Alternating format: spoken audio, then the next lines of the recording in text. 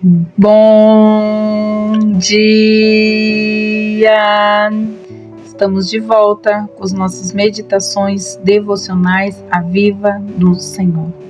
Estamos meditando em algo muito importante.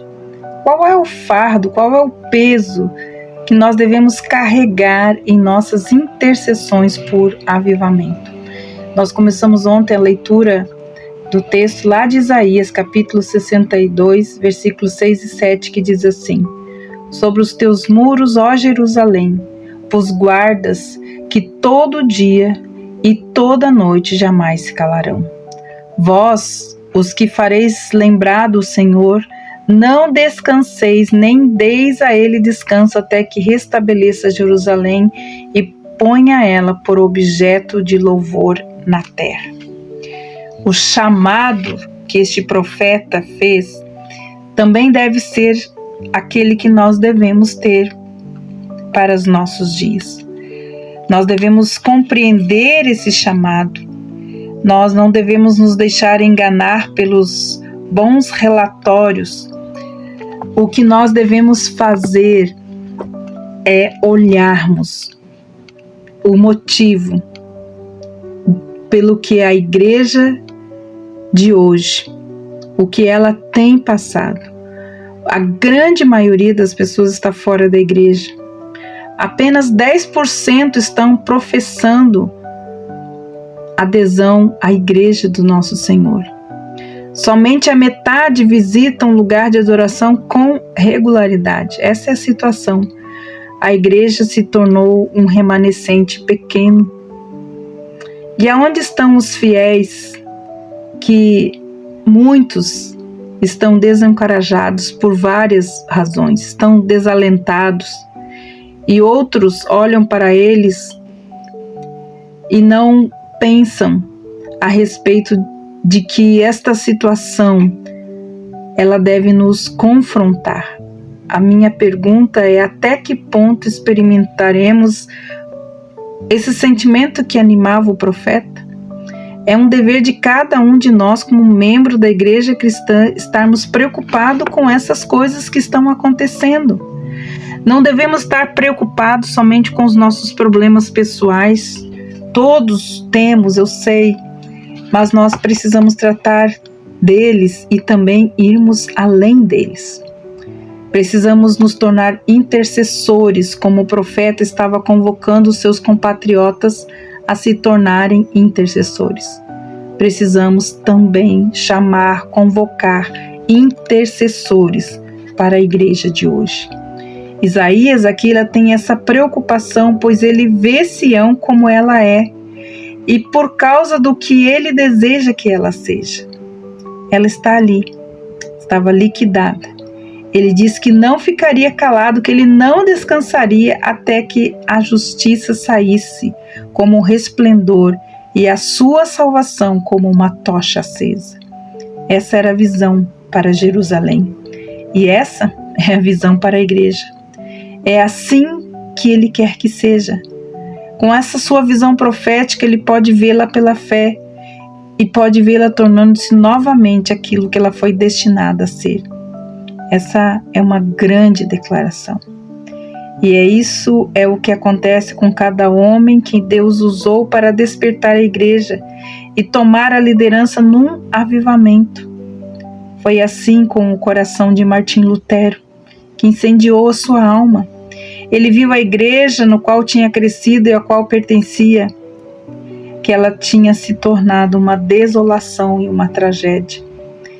Então, ele viu no Novo Testamento a igreja de Deus como foi destinada a ser, uma lâmpada de ouro polido, levantando a luz perante as nações, e começou a ser despertado e movido, e foi isso que aconteceu. Você e eu precisamos captar essa visão do que a igreja pode ser. Não temos desculpa, nós podemos vê-la na Bíblia. Vemos aquele pequeno grupo de pessoas ali em Atos dos Apóstolos ardendo com poder como uma lâmpada que arde, até que saia a justiça como um resplendor. Vocês podem ver a chama e o poder? Eu exorto as que leiam os relatos dos grandes avivamentos na história da igreja. Voltemos lá ao glorioso período da Reforma, voltam-se 200 anos atrás. Nós devemos lembrar de Whitefield, os irmãos Wesley e outros que estavam pregando em Londres com a unção do Espírito Santo sobre eles, e as coisas poderosas começaram a acontecer. O problema é que nós hoje não temos a concepção da igreja. Nunca a vimos assim, não é mesmo? O que temos visto é um tipo de prosperidade externa, mas essa não é a prosperidade que Deus deseja para a igreja. Não ouvimos e não sabemos a respeito da igreja saindo como um resplendor, como uma lâmpada ardente pelas nações. No entanto, foi para isso que ela foi destinada, e é por isso que nós precisamos compreender isso e sermos intercessores. Essa é a forma em que o profeta fala. Isaías aqui, ele acrescenta uma outra descrição, ele diz acerca de Jerusalém: ela será uma coroa de glória na mão do Senhor, um diadema real na mão de todo Deus, nosso Deus Todo-Poderoso. E que fé extraordinária desse profeta.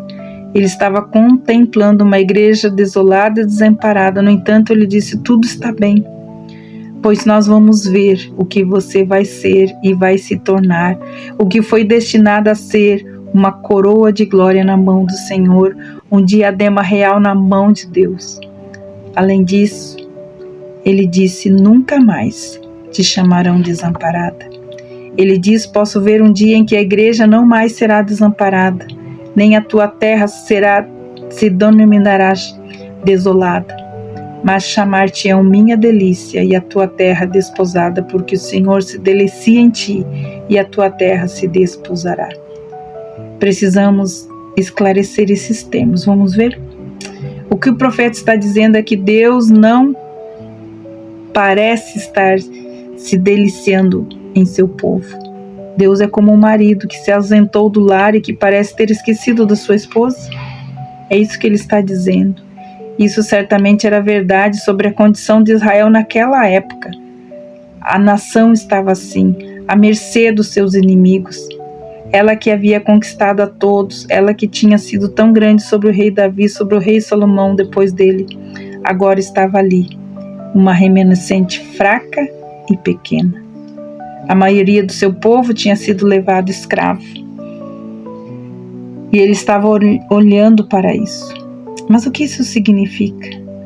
Bem, Deus não nos desamparou nem se afastou de nós.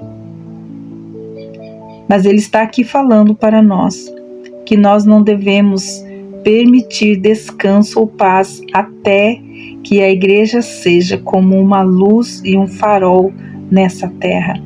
Até que o Senhor a tenha e a chame de minha delícia, desposada, porque o Senhor se delicia nela. Então, nós devemos continuar buscando ao Senhor. Nós precisamos olhar para ter este pensamento. O profeta vê a igreja como ela é e ele diz: será que esta é a condição da igreja hoje? Deus parece ter nos abandonado? Deus nos desamparou? Não, é claro que não.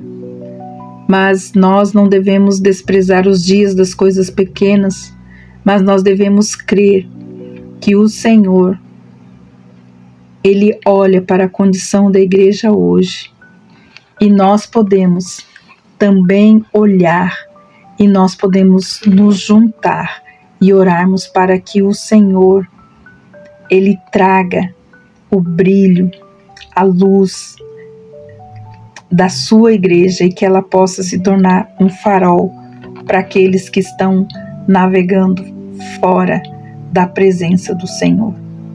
Então, que nós possamos pensar a respeito disso.